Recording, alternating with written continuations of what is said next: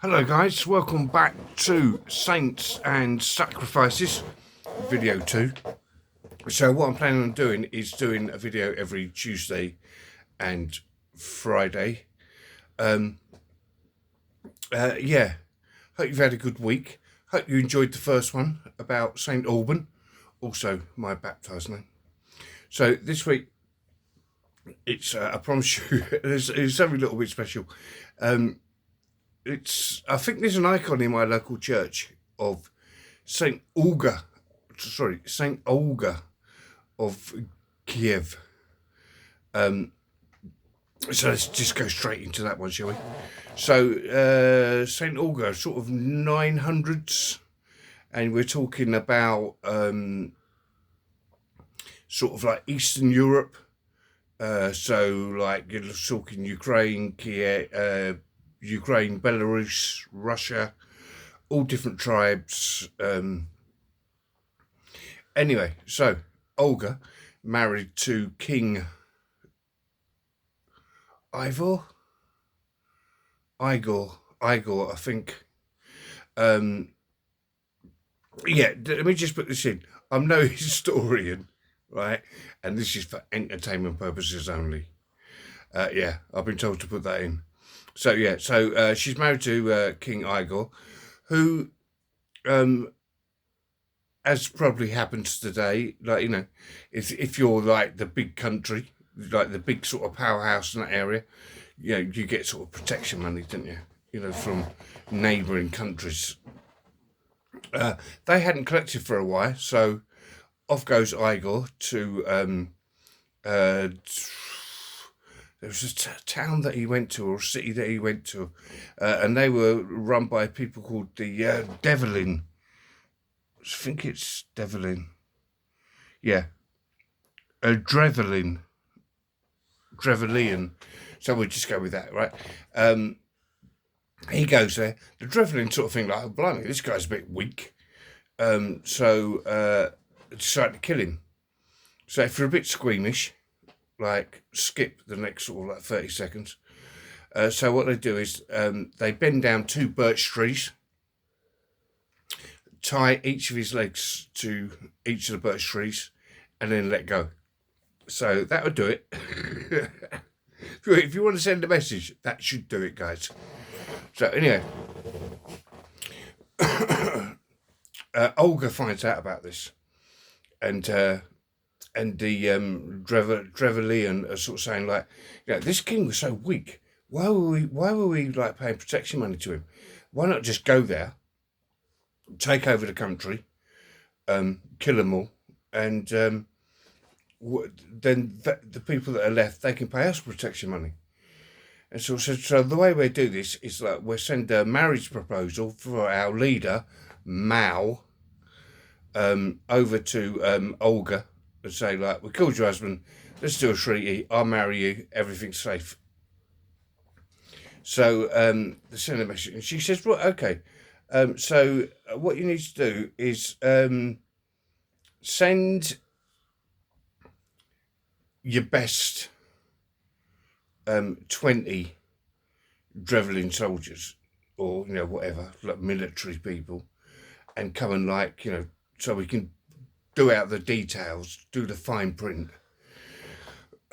So anyway, 20 Drevlin turn up in boats.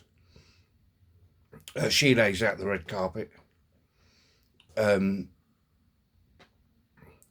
when they get there, they sort of think, "Man, this is a bit easy. We wasn't expecting it to be so easy. Let's just take the mick." So they say, like, no, we don't get out of the boats, guys. You have to carry us in the boats. And so she goes, okay, we'll do that. So they take them up off the river, up the riverbank, up to the welcoming committee, and then tip them all in to a ditch that Olga has just dug, especially for these guys as a welcoming committee. They all look up, sort of think, what's going on here? She pretends to play a flute, as in, you know, when you see someone and you sort of think, like, oh, yeah, let's play the little violin. She does that and buries them all alive. buries them alive. And you sort of think, wow, that's like, is that sort of like over the top a bit? She's nowhere near done, guys. So she sends a messenger back to this other tribe. We call it a tribe, shall we? Just in case, like, YouTube may be watching. I don't know. Anyway, and says, like, what does she need? It's like, I'm going to come to your place. I sort of agree with what your last party said, but I need like 20 escorts of your most important people.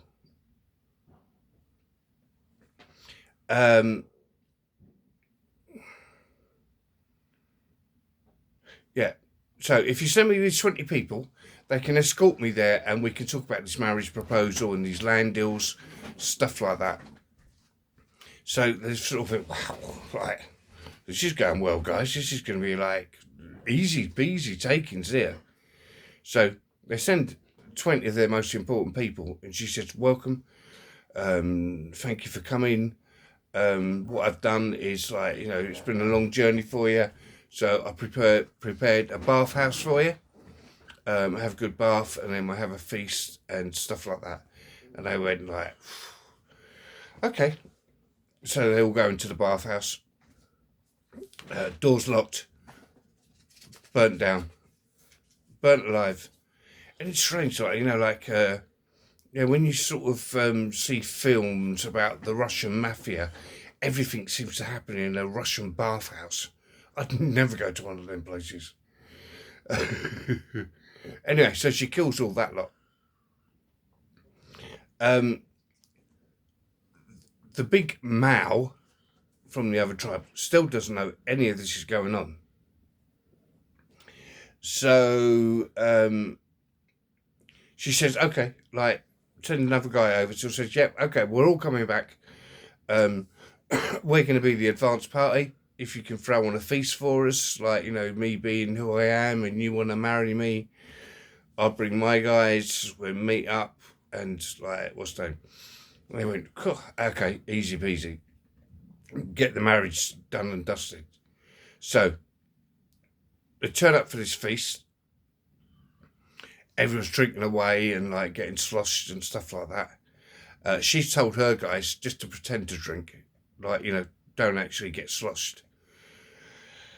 So near the end of the night, she stands up, slams down on the table. Her men jump up, slaughter everybody in the room. Like, just put them to the sword, kill every single person in that room. Again, maybe a touch overboard, I don't know. But anyway, she's done it, she's dealt with it. So the people from this other tribe have got no one. All their noblemen are gone. All their, like, military leaders are dead. All their, like, you know, important people, all buried alive. So they're all begging for forgiveness. She says, yeah, okay, so what I can do is I can, if each household from this town, city, gives me 3 pigeons, that'd be enough. And, like, everything can go back and I'll be your new leader. So, of course, these people are terrified. They sort of think, well, yeah, easy. Give them 3 pigeons each. So she gets her men to tie little parcels of sulphur to the pigeons' legs. And then what she does is she sets them alight and releases them. Bearing in mind, these are like homing pigeons, you know. So they go back to the houses and, like, all the houses burn down. The whole place burns down. And they actually, apparently, I can't remember where I heard this, but I think the Americans tried this in the war against Japan, and it went horribly wrong because they actually burnt down the place where they were training the pigeons. I'm not so sure if that's true. Like, do your own research, guys. Anyway, so excuse me. So she's done it. Yeah, she's they killed her husband and she killed a few thousand. Um, so later on in life, she converted to Christianity, which probably sounds a little bit surprising, but anyway, so she converted to Christianity, and all of her people and all over that area joined her in going into Christianity. Now, whether they were scared of her reaction, who wouldn't be? But they all most of them converted to Christianity, and she passed away, and then sort of 500 years later, in 527 or 1547, she was made a saint. I think she took the name of Helena, which she got sainthood in. She had converted in Constantinople, which at that time was a big Christian city. So that might have been like Constantine's mother. I'm not too sure. Yes, and then by 1547, about 500 years later, she was turned into a saint. So that is the story of Olga. Now, two things about this. It's like, one, it's like I speak to some people and they sort of say, like, there's no way I could become Christian. Like, the things I've done in the past and stuff like that. Well, let's face it, guys. No one's done what Olga did, and she became a saint, and she's still like revered in her in her land. Churches everywhere named after her. So just sort of bear that in mind when you sort of think, oh yeah, I'm not too sure, like God can forgive me and stuff like that. Also, in today's world,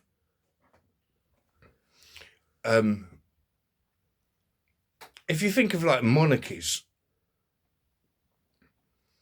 like she was seen as like their land was seen as weak and sort of like easy to take, and so like they sort of learn a little bit of a lesson now, and of course, like I say, she became a saint, and the churches all over that area, around Kiev, Belarus, stuff like that, in honor of her name, and converted all that area into Christianity. But if you move that onto like modern times, what we're facing in today's world, especially here in Europe and here in UK, England, this part of the UK, I don't know, monarchy. I'm trying to think how the best way to put this.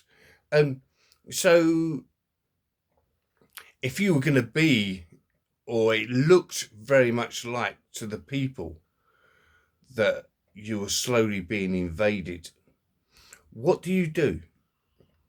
Now, do you do as some monarchs do? Go and have a cup of tea with the local imam